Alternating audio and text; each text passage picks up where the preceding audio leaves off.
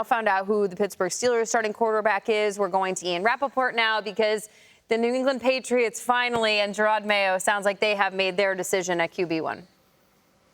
They have sources say Gerard Mayo has just informed players in a team meeting that Jacoby Brissett is their starting quarterback to begin the 2024 season.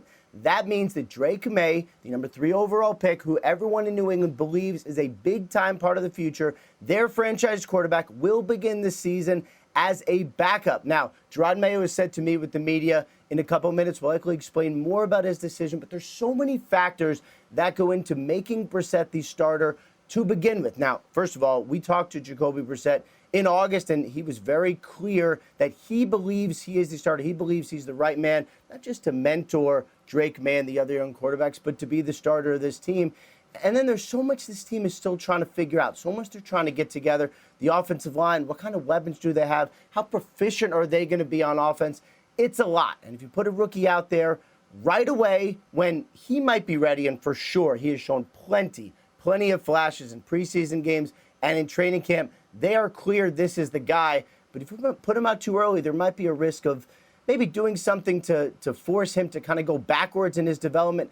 Patriots are not going to do that, so it is going to be Jacoby Brissett, who signed to be a bridge starter in New England. He is now starting the 2024 season. Yeah, it was back in early August, Rap Sheet, thank you, that Jacoby Brissett was on ITC with Scott Pioli. He said, I want to mentor Drake May, but I am going to fight for this starting job. I want it to be mine for the time that I am here. So, Tom, now a similar question to what's happening in Pittsburgh, which is how long does this scenario go on for Jacoby Brissett? And was it always his job and Drake May was going to have to do something more than he showed? You got some mixed signals from Gerard Mayo in recent days where on one hand he's saying that Drake May is clearly the second best quarterback on the roster, and then the next day says Drake May outplayed Jacoby Brissett.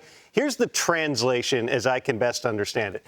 We all can watch the games and see what Drake May is doing. You can see the athletic ability, you can see the arm, you can see all the potential. But their plan, their process always going along was going to be make sure that Drake May hits the field at the right time. They've got an offensive line that's had various stages of upheaval, and they're still trying to get that settled, as Ian mentioned here.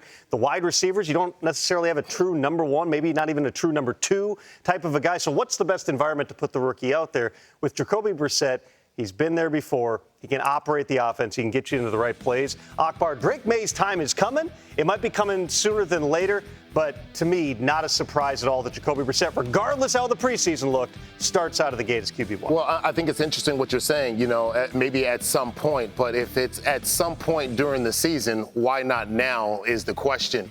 And there's been a lot of talk about this offensive line and what this offensive line is going to say. Hey, Jacoby, in a nice way, they're saying Jacoby Brissett is a bridge. That's an insult, first off, is a bridge quarterback, saying this is the guy that we want. But that offensive line is bad. So if the offensive line is bad, we're just going to want you to be the crash quarterback dummy. Just get hit, get sacked. I mean, if you look at it, that's 18 and 30. I mean, you paid quite a bit to do those things. I mean, if I'm a quarterback, I don't know how I feel about that. But, I mean, he's been 18 and 30 in his career. That's not an impressive winning number. The last start he had was in 2022.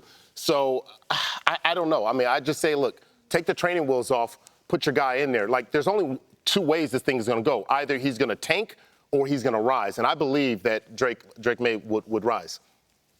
Listen, you guys are right there. Drake May won the job. The Pats offensive line lost it for him. He played much better. He's the best player. And there's closed-door meetings in the Patriots organization where like, we can't put this guy out there. It's a joke. It's not just, Tom's more eloquent than me. Tom says the offensive line has gone through various stages of upheaval, and he's right. The offensive line committed 10 penalties in the last preseason game, in the tune-up, so to speak, and that's not to mention almost got Jacoby Brissett injured in the preseason game and 5 seconds in. You're right, Akbar.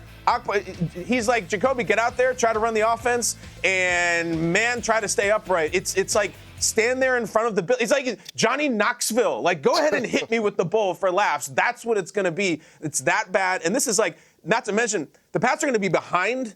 Their best offensive player was traded. Their other best defensive player is not with the team because of health reasons, they're going to be behind. They're going to throw. Like, I don't want Drake May within a square mile of the starting job if that's the offensive line, because he's the future.